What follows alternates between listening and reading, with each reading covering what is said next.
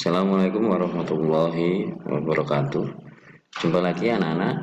Ya, kali ini kita akan masih membahas tentang lafal, intonasi, tanda baca, dan ekspresi dalam membaca nyaring. Sebelumnya, mari kita dengarkan dulu. Ini sebuah cerita, ini kita baca sama-sama. Kalian boleh mengikuti, menirukan, ya boleh, yaitu bacaan tentang ayam jago baru. Oke, kita mulai. Sebelum memulai membaca, jangan lupa anak-anak untuk mengucapkan Bismillahirrahmanirrahim. Ayam jago baru. Pengarang anonim. Ada ayam jago baru di suatu dusun. Dia datang dari kota yang jauh sekali. Suatu ketika, ayam jago terjaga dari tidurnya. Matanya yang masih mengantuk perlahan terbuka. Di langit, dia melihat benda bundar berwarna kuning keemasan. Itu pasti matahari, pikirnya. Maka, walaupun dia masih mengantuk, dia melompat ke atas pagar. Kukuruyuk, hari sudah pagi. Kokoknya keras-keras. Induk-induk ayam bergegas berlari keluar. Mereka mulai mengais-ngais mencari makan. Wah, betapa gelapnya hari ini, keluh mereka. Tiba-tiba terbang melintas seekor burung hantu. Dia hinggap di atas pohon dekat mereka. Kamu siapa? Tanya si ayam jago baru. Aku, burung hantu, jawabnya. Hai, mengapa kalian ribut-ribut di tengah malam begini? Mari kita lanjutkan bacaannya ya. Kita lanjutkan.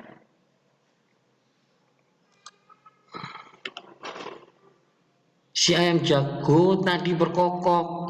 Itu tanda hari sudah pagi, ujar induk-induk ayam itu. Mereka kemudian ribut bergumam.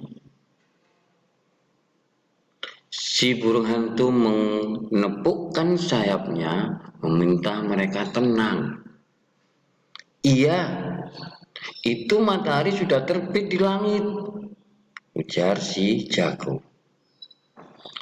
Si burung hantu tertawa terbahak-bahak. Itu bukan matahari, itu adalah bulan purnama, katanya. Induk-induk ayam kembali bergumam. Mereka kembali ke tempat masing-masing dan tidur lagi. Si ayam jago baru merasa malu. Dia berjanji besok lagi akan membuka kedua matanya lebar-lebar. Dia harus yakin yang dilihatnya adalah matahari.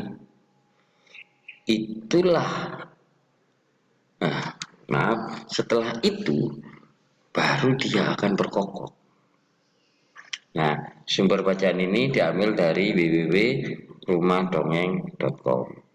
Setelah kita membaca tadi, mari kita bahas, kita analisa bacaan yang sudah kita baca tadi. Kita kaitkan dengan lafal, kita kaitkan dengan intonasi, kita naikkan dengan ekspresi, dan kita kaitkan dengan tanda baca. Untuk kali ini kita hanya mengaitkan pada lafal dan ekspresi. Perhatikan anak-anak. Dalam membaca dongeng atau bacaan cerita, atau bacaan yang lain, kita harus menggunakan lafal yang jelas. Ya, membaca jangan terburu-buru, frasa demi frasa, bukan kata demi kata. Itu yang terpenting.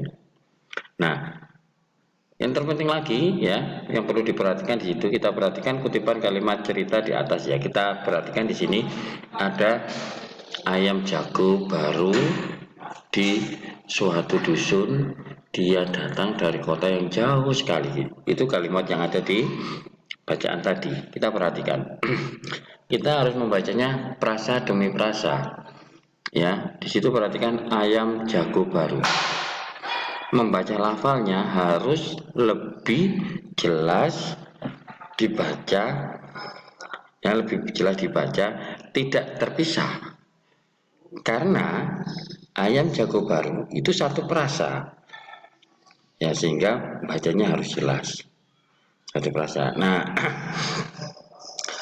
dalam bacaan penting sekali anak-anak, karena di situ menunjukkan pelaku dalam cerita itu, sehingga kita harus melafalkannya lebih jelas daripada kata yang lainnya.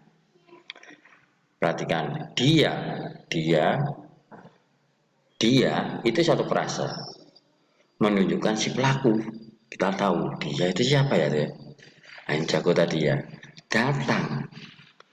Kita nggak bicara datang, tapi pembacanya harus datang dari.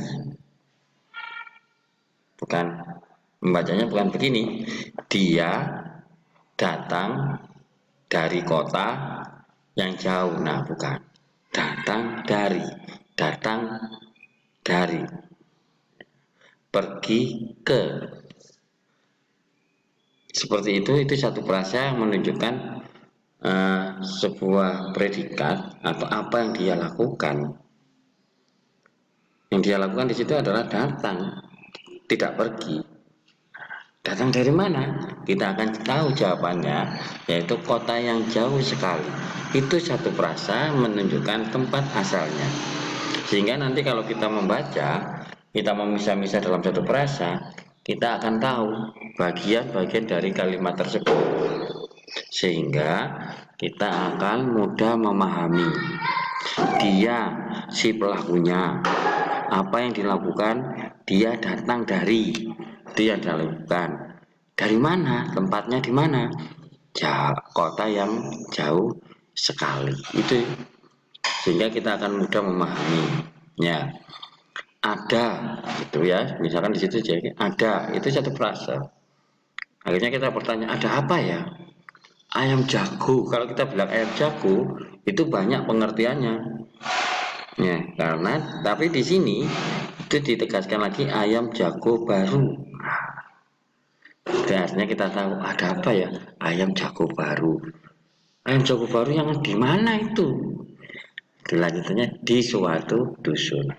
Sehingga kita akan lebih mudah memahami bacaan. Ekspresi anak-anak ya. Selain lafal, ekspresi dalam membaca perlu juga kita perhatikan. Perhatikan kalimat berikut ini. Nah, kita nggak bisa membaca ini. Kukuruyuk, hari sudah pagi. Ya, di situ juga ada tanda baca kan?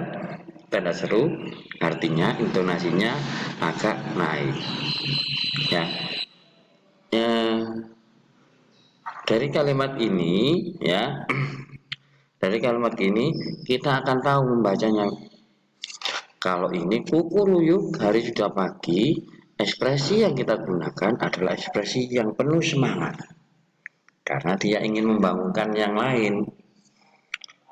Kukuruyuk, hari sudah pagi. Hari sudah pagi, hari sudah pagi, penuh semangat. Akan berbeda kalau kita baca kukuruyuk, hari sudah pagi. Beda sekali ekspresinya. Maknanya juga akan berbeda. Kalau kukuruyuk, hari sudah pagi, itu penuh semangat, ajakan penuh semangat. Tapi kalau mungkin kalau kita ekspresi sedih, kukuruyuk, hari sudah pagi, mungkin itu ekspresi yang sedih. Nah, ekspresi ini penting sekali. Nah, Dengan memahami bacaan itu, kita akan tahu kalau di situ yang kalimat yang kedua, wah betapa gelapnya hari ini. Itu keluh mereka, berarti ekspresi yang digunakan adalah bagaimana cara membacanya dengan ekspresi mengeluh. Nah, mungkin kan kalau kita baca dengan ekspresi gembira, betapa gelapnya hari ini. Itu ekspresi gembira. Tetapi di dalam cerita itu menggunakan ekspresi mengeluh. Wah, betapa gelapnya hari ini. Ekspresi mengeluh. Nah, itu dua hal yang perlu kita perhatikan dalam membaca supaya tujuannya cuma satu, kalian lebih mudah memahami suatu cerita. Ya, jangan lupa lafal untuk kata-kata yang penting itu dibaca lebih jelas. Ekspresi biasanya terdapat pada bentuk kalimat langsung dan tak langsung. Ya. Akhir kata, wassalamualaikum warahmatullahi wabarakatuh.